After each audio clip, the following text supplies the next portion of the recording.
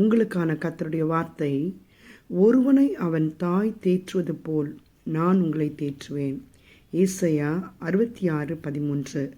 ஆம் தேவனுடைய பிள்ளைகளே, இந்த உலகத்தில் ஒரு தாயின் அன்பை போல வேறு ஒரு அன்பும் கிடையாது. என்னதான் நடந்தாலும் ஒரு தாய் அந்த காரியங்களை மறந்து விட்டு தன்னுடைய பிள்ளைகளை அரவணைத்து கொள்ளுகின்றவளாய், தேற்றுகிறவளாய் இருக்கின்றது தான் தாயின் அன்பு. இந்த நாளில் கர்த்தர் உங்களோடு சொல்ல விரும்புவது, உங்களுடைய தாய் எப்படி உங்களை தேற்றுவார்களோ அப்படி நான் உங்களை இந்த வேளையில் தேற்றுகிறேன்.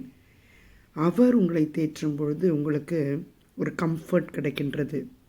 அதனால்தான் இந்த வசனத்தில் இப்படியாகவே சொல்லுகின்றார், ஒருவனை அவன் தாய் தேற்றுவது போல் நான் உங்களை தேற்றுவேன்.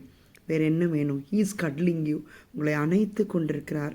உங்களுடைய இருதயத்தின் பாரங்களை அவரிடத்தில் நீங்கள் செலுத்தும் பொழுது, அவரிடத்தில் சொல்லும் பொழுது நிச்சயமாகவே உங்களுக்கு கர்த்தர் கொடுக்கின்ற சமாதானம், தேற்றுதலின் ஆவி, தேற்றவாளன் உங்களோடு இருக்கின்றார்.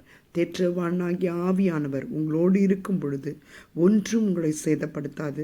அவர் இந்த நாளில் உங்களுடைய மன ஆறுதலுக்கு உங்களுடைய தேற்றவாளனாய் இருந்து உங்களை கம்ஃபர்ட் பண்ண கர்த்தர் உங்களுக்கு கிருபை செய்து அவர் உங்களுக்கு பலனளிக்கும்படியாக இயேசுவின் நாமத்தினாலே நான் வேண்டிக் கொள்கின்றேன்.